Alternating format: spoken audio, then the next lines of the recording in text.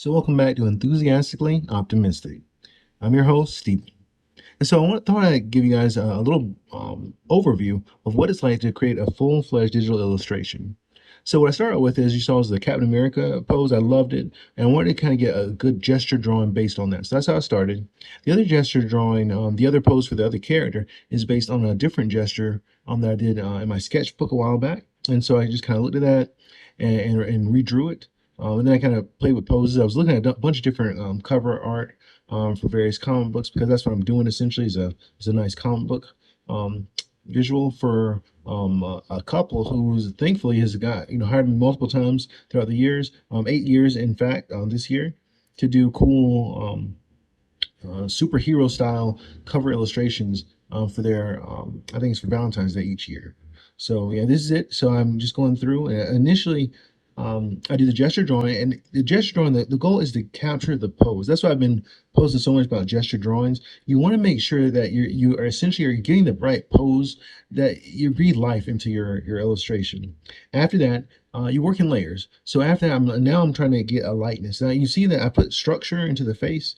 After that, I'm going through and using various reference photos of the individual to draw him and try to get a likeness. And then I'm going back and now focus on the body itself. And I'm doing more line art. Now, this may not be my final line art. It may or may not be. I'm not sure at this point. But I know this is my final line art, which is cool.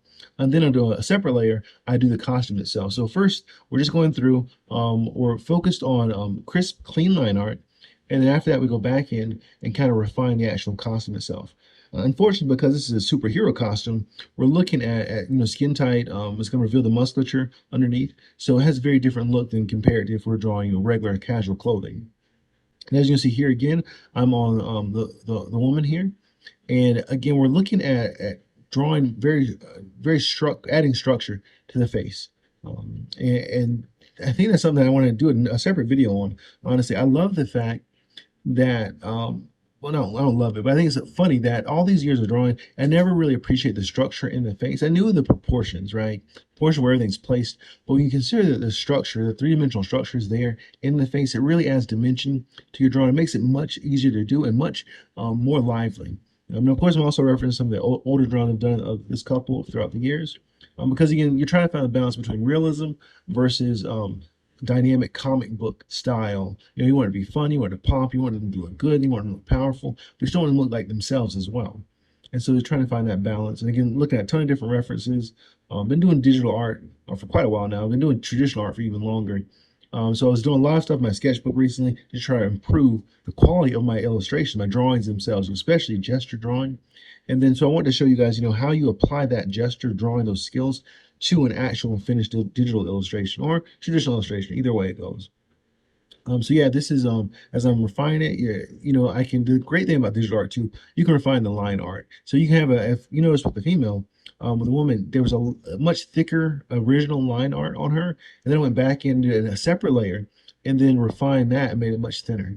And now as you see, I'm on the color layer. And so the first thing I like to do is just go in and just do 50% gray, just fill it in. I usually I'm either using the selection tool or the one of the other tools to just select everything and fill it in with gray. Then after that, and that's the base layer, and I'll do another tutorial on this.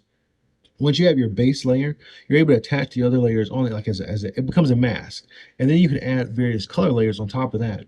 And so typically, my basic workflow is do the grayscale, do a highlights layer, and then do a light shading layer already. So that's so as you can see, you already kind of have your character in place with a proper shading, or at least a rough version of the shading. Then we go back in and do those flat colors. Now this goes back and forth. I've done it both ways. I've done it where I'm doing the flat colors first before I do the shading. But for some reason, I think in recent years, I was looking at different YouTubers, but I really like the workflow of doing the shade and highlights first because it's not influenced initially by the color. It's just the shade in itself, and then you can always tweak that later on, add more, add less, whatever else. And then as you focus in on the various flat colors, like your skin tone, your costume color, all that good stuff, it's not necessarily hampered by the shading. But again, you can just kind of experiment as you go. And of course, for privacy reasons, I blurred out the daughter here. But yeah, this was a really fun illustration to work on. I think all in all, it took maybe 7 hours in total. I'm not sure. This is really sped up. Um, it's really sped up in Camtasia. But yeah, this was fun. And again, when you're doing your digital color, all you're doing essentially is after you do your basic shade, if you understand the structure, as in 3D structures on the body, uh, then you can kind of get a better sense of how the shading and highlights will work. Once those are in place, you're just using your selection tool to go in and refine it. Some parts are crisp, some parts, to me, a little bit more blended together. And then, of course, I'm adding the background elements here because that was one of the parts. One aspect of the commission was to add these various background elements for which they had traveled throughout the year. And just, of course, cool dynamic layout. They're called the RAD Squad. I'm labeled that's the initials of their names put together. But I've been doing this illustration for this couple for, like I said, about 8 years now. And the artwork has definitely improved over the years. Thankfully, I'm grateful that they gave me the opportunity because I've definitely improved over the years. I'm having a lot of fun. And this was one of the most fun.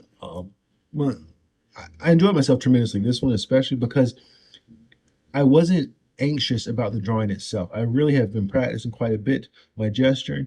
And so that was a part that just kind of came together. It was fun to draw. I enjoyed the whole process. Then adding the digital stuff was, the icing on the cake was fun. But anyway, thanks for watching. Hope you enjoyed that. And I'll definitely have some more videos up soon. All right, thanks. Comment below what would you like to see? More tutorials on gesture drawing, more on digital and workflow, or what? All right, thanks. Subscribe. Talk to you later. Bye.